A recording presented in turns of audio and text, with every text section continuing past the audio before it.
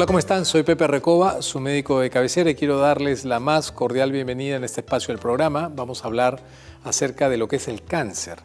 Probablemente un diagnóstico que asusta, una condición que a todos nos hace pensar y preocuparnos muchas veces cuando nos imaginamos que podríamos ser víctimas del cáncer, porque esto es algo que se le puede presentar a cualquier persona sin necesidad de que tengamos alguna predestinación especial. Por eso es que cada vez que escuchamos el término cáncer nos angustiamos un poco, porque todos tenemos una persona cercana, familiar, amigo, o escuchamos todos los días que alguien tiene cáncer. Pero tenemos a veces grandes distorsiones con respecto a eso, que espero que en los siguientes minutos podamos aclararla. Lo que debemos aclarar en primer lugar es que el cáncer no es una enfermedad.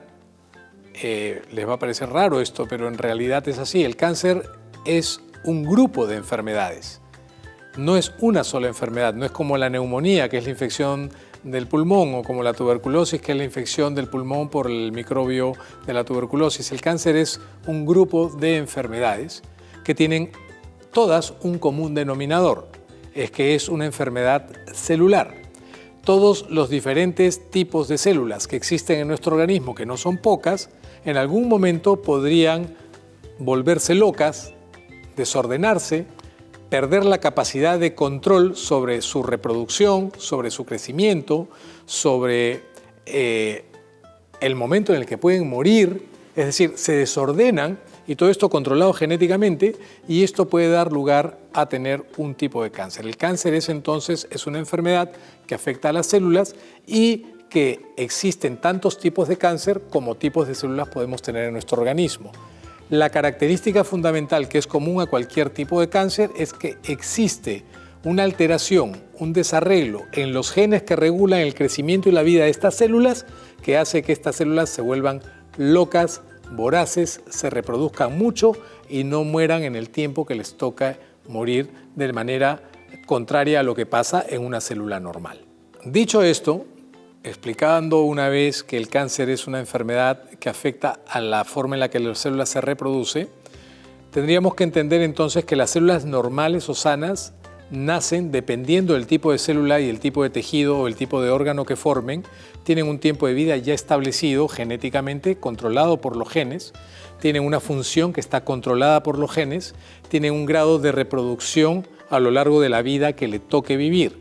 Por ejemplo, un glóbulo blanco, que son las células que están en la sangre, que nos dan defensas, que nos defienden frente a las infecciones, va a durar poquitos días, a diferencia de una célula cerebral o una célula del hígado. Por lo tanto, si tenemos que una célula de la sangre, como el glóbulo blanco, se reproduce cada 5 o 6 días, si esta célula se vuelve cancerosa, va a reproducirse mucho más rápidamente, no se va a morir tan rápido, va a aumentar su población y esta va a generar una cantidad de daño sobre las células sanas que es lo que explica el por qué las personas con cáncer se deterioran tan rápidamente. La característica de una célula cancerosa entonces es que es muy voraz, se come todo lo que tiene alrededor, necesita mucho más irrigación sanguínea para poder crecer y crece mucho más y más rápidamente que todo alrededor. Es una célula que no se muere cuando se tiene que morir. En conclusión, conforme se van produciendo más células cancerosas, estas se van acumulando y llega un momento tal en que se ha formado una masa que la conocemos con el nombre de tumor. Este tumor está muy irrigado por vasos sanguíneos y eso hace que las células sanas de alrededor no solamente dejen de nutrirse, dejen de oxigenarse, sino que además empiecen a ser aplastadas literalmente por el tamaño o por la masa tumoral.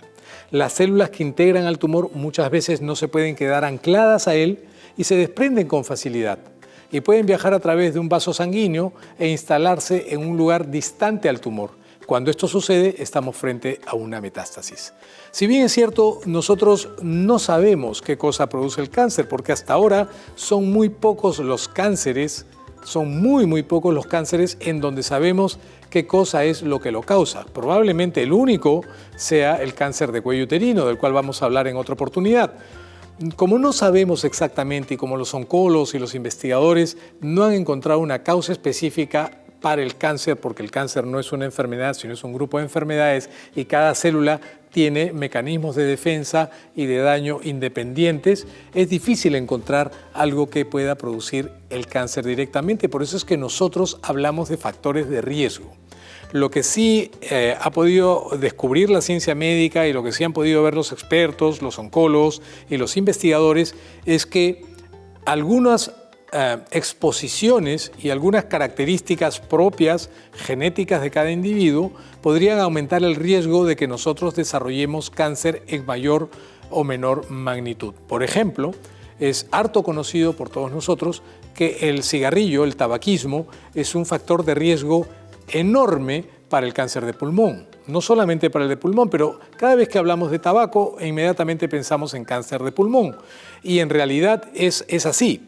El fumador tiene pues N veces más probabilidades de tener cáncer porque es un factor de riesgo. Esto no significa que el fumar te dé cáncer. El tabaco no podemos decir que porque sea un factor de riesgo íntimamente relacionado con el cáncer de pulmón sea el único responsable. Existen muchos otros factores asociados, hasta la parte genética, factores hereditarios, el tipo de alimentación. Por ejemplo, en cáncer de colon, del cual hablaremos más adelante, se ha visto, por ejemplo, que el consumo de carnes rojas o carnes procesadas, el consumo de alcohol, además del cigarro, aumentan el riesgo de tener cáncer de colon. Y lo mismo pasa para el cáncer de estómago, para el cáncer de mama, probablemente no tanto para el cáncer de páncreas, pero igual. No hemos encontrado entonces una causa, pero sí podemos decir que además de la estructura genética, de la genética celular, en donde tiene que haber una programación y genes específicos para que se active un cáncer, tienen que haber otros factores asociados en el medio ambiente, además del aspecto familiar. Tal como sucede en algunos tipos de cáncer de mama, 10% de ellos, hay un antecedente familiar positivo.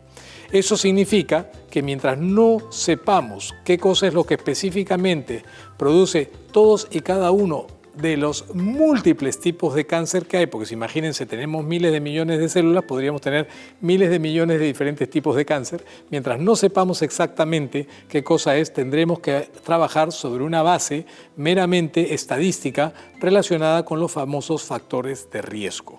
Podemos hablar de prevención en cáncer, es lo más costo efectivo importante a la hora de hablar de disminuir la incidencia y la prevalencia de cáncer, sobre todo en países como el nuestro. Estilos de vida saludables, hábitos y condiciones de vida saludables son aspectos muy importantes. Como les dije, el único cáncer en donde conocemos la causalidad es el cáncer de cuello uterino porque está íntimamente relacionado con el virus del papiloma humano. Podríamos hablar de manera similar con el cáncer de hígado porque el virus de hepatitis B y el virus de hepatitis C sí podrían producir cáncer, pero no son las únicas variables involucradas con el origen del cáncer. Lo importante es reconocer los factores de riesgo y tener en mente algo que es valiosísimo, que cuanto más tempranamente identifiquemos y busquemos ayuda diagnóstica y diagnostiquemos más tempranamente un cáncer, las probabilidades de curación son altísimas. Así que ya lo saben, si sus estilos de vida no son saludables, si usted es obeso, las personas obesas tienen una barbaridad de probabilidades de tener cáncer, mucho más que cualquier persona delgada. Si usted es fumador, si come mal, si es sedentario, si está sometido a estrés, si tiene historia familiar de algunos tipos de cánceres, sí sería bueno que empiece a cambiar sus argumentos de vida en favor de esto. Y los chequeos y la detección temprana ayudan muchísimo. Vacunas que podrían evitar el cáncer, la del papiloma humano, para evitar el cáncer de cuello uterino y otros cánceres más. La vacuna de hepatitis B, sin duda, son vacunas muy importantes que nos podrían ayudar a esto.